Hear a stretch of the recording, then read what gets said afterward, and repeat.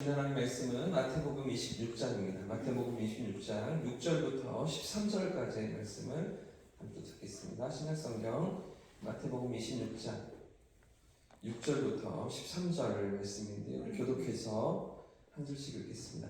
예수께서 베다니 나병 환자 시몬의 집에 계실 때에 한 여자가 매우 귀한 연금을 가지고 나와서 식사하시던 예수의 무리를 보니 제자들이 보고 분개하여 이르되 무슨 의도로 이것을 허비하느냐.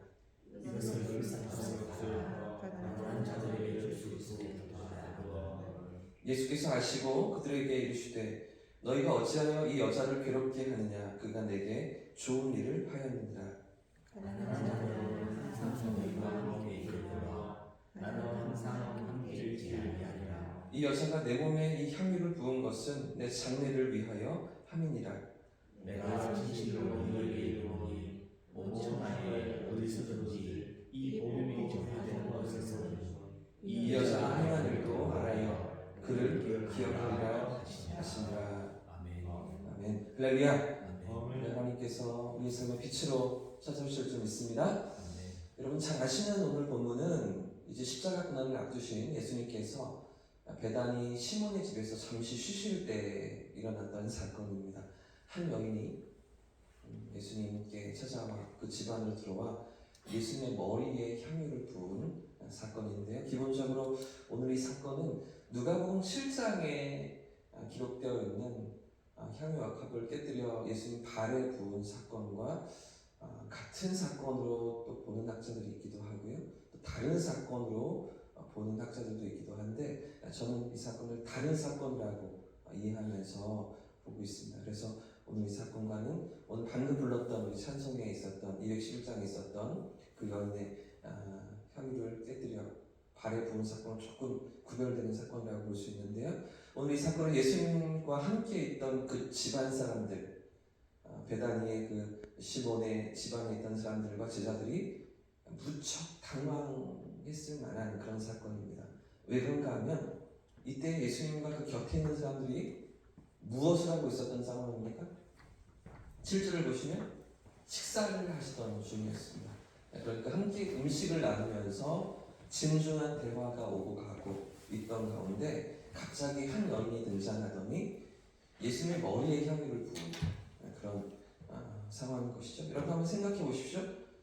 그 식사의 자리가 어떻게 되었을까요? 예수님의 얼굴이며 그릇이며 그 자리가 다 어떻게 되었겠습니까? 여러분 기름입니다. 기름, 향유. 지금으로 치면 향수겠죠? 7절 말씀에 보시면 매우 귀한 향유라고 이야기하고 있습니다. 그러니까 아주 향이 진한 그런 향수일 텐데요. 요즘 우리 생활에서 사용하는 향수는 보통 이 향수 원액을 그대로 사용하지 않습니다. 이 향수 원액은 약간만 들어가게 되고요. 거기에 캐리어 오일이라고 하는 식물성 오일을 첨가합니다. 그리고 알코올을 넣어서 이 향수를 만들어 파는데 그래도 향이 아주 진하잖아요. 상당히 오랫동안 시간이 지속됩니다. 그런데도 이 약간의 향수 원액만으로도 우리의 생활 가운데 그 향이 아주 진하게 남아있는데 자 보십시오. 지금 이 여인이 예수님께 부은 향유를 맡은 것입니까? 향수? 원액입니다.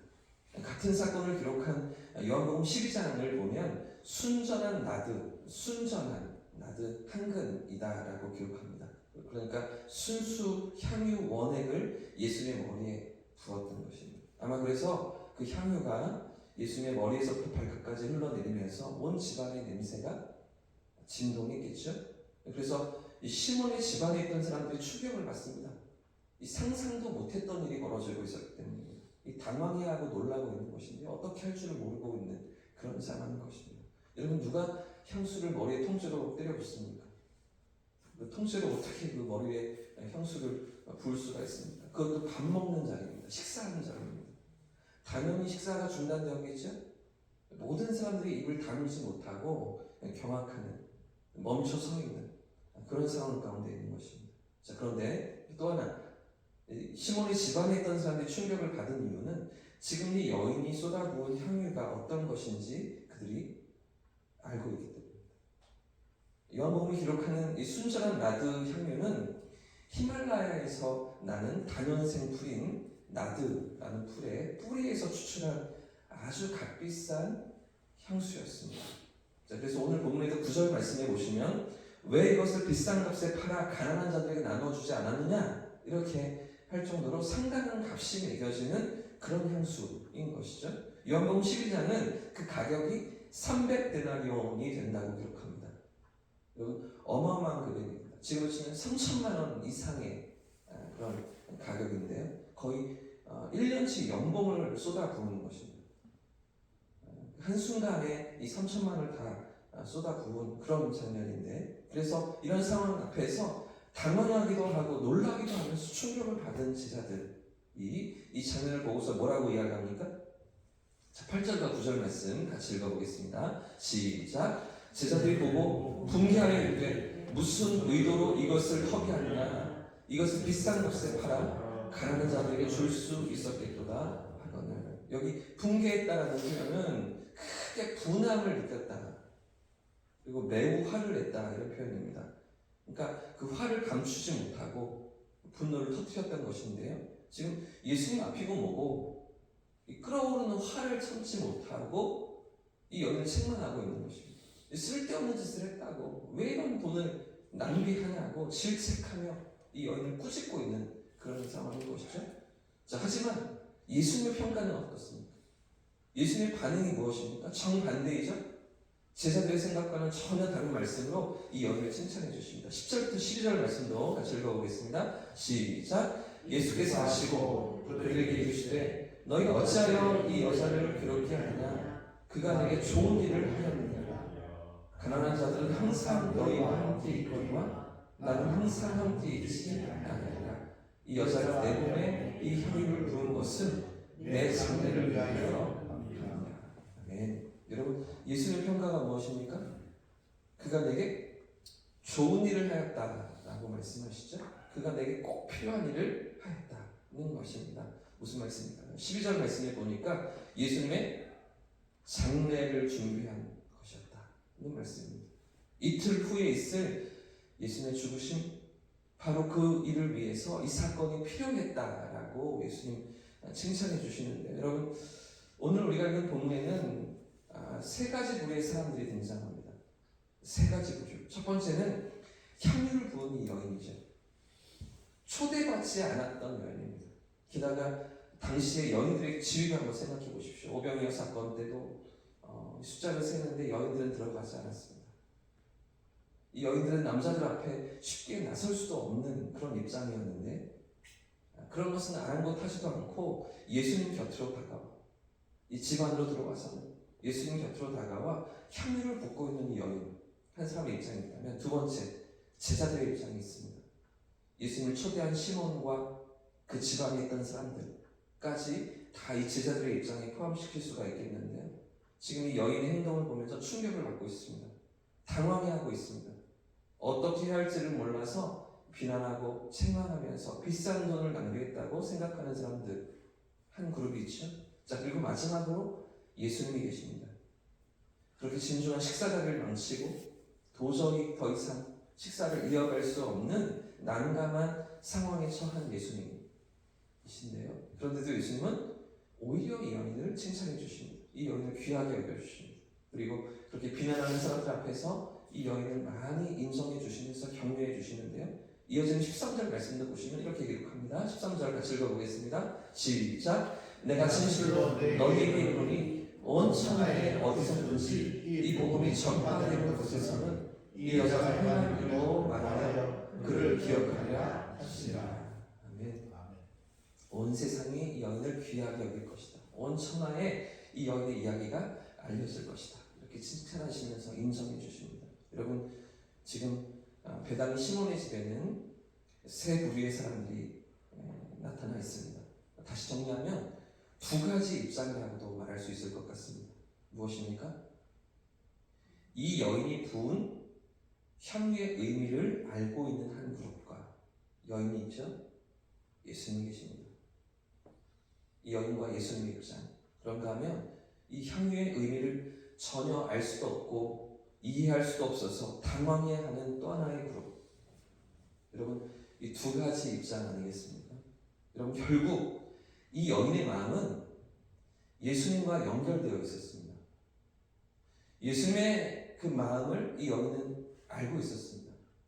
지금 예수님이 어디를 향하시는지, 어디를 향해 나아가고 계신지, 지금 예수님께서 무엇을 준비하고 계신지를 이 여인은 알고 있었던 것이죠.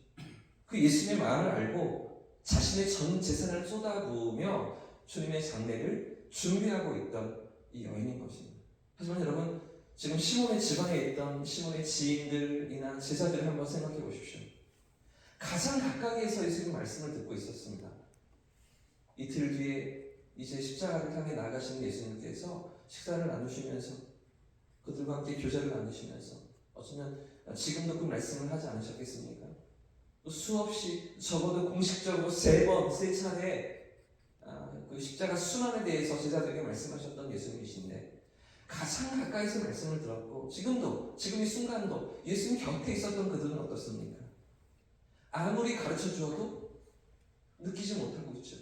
깨닫지 못하고 있습니다. 왜 그렇게 말씀하시는지, 자꾸 어디를 가신다고 하시는지, 무엇 때문에 죽음을 말씀하시고 이렇게 능력도 많으신 분이 왜 죽으셔야만 하는지 그 이유도 그 의미도 목적도 전혀 헤아리지 못한 그런 제자들, 그런 집안에 있던 사람들 아니겠습니까? 여러분, 결국 중요한 것이 무엇입니까?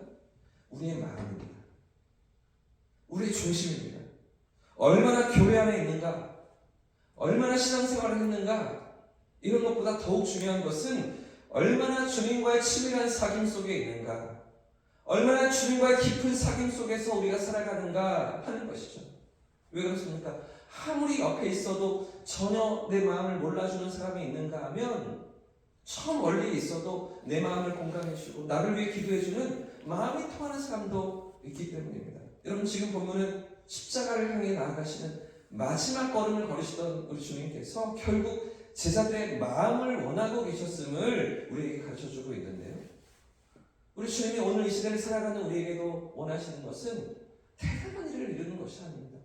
많은 사역을 감당하는 것도 아닙니다. 많은 열매를 가져오라 이런 것들도 아닙니다. 우리가 달란트 비유도 살펴보았지만 결국은 주인을 향하여서 그 어마어마한 주인의 소유를 맡긴 그 종들에게 임금이 원하였던 것은 임금을 향한 그 충성, 그 신실한 마음, 그것을 원했던 것 아니겠습니까? 5달란트 받은 종, 2달란트 받은 종, 그들에게 그 신실함을 보았고 주인을 향한, 임금을 향한 그 사랑의 마음을 보았던 그런 칭찬과 인정이었음을 우리가 보지 않았습니까? 결국은 1달란트 받은 종은 주인에 대해서, 임금에 대해서 괘씸하게 생각하고 불평하고 원망하면서, 그죠?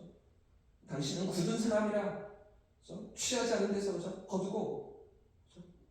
그러면서 땅에 감추어두었나이다 이렇게 말하는 1달란트 받은 종은 주인을 향하여서 그 사랑이 없었음을, 그 신실함이 없었음을 예수님께서 비유로 가르치시지 않으셨습니까? 오늘도 주님이 우리에게 원하시는 것은 많은 일들을 하는 것들이 아닙니다.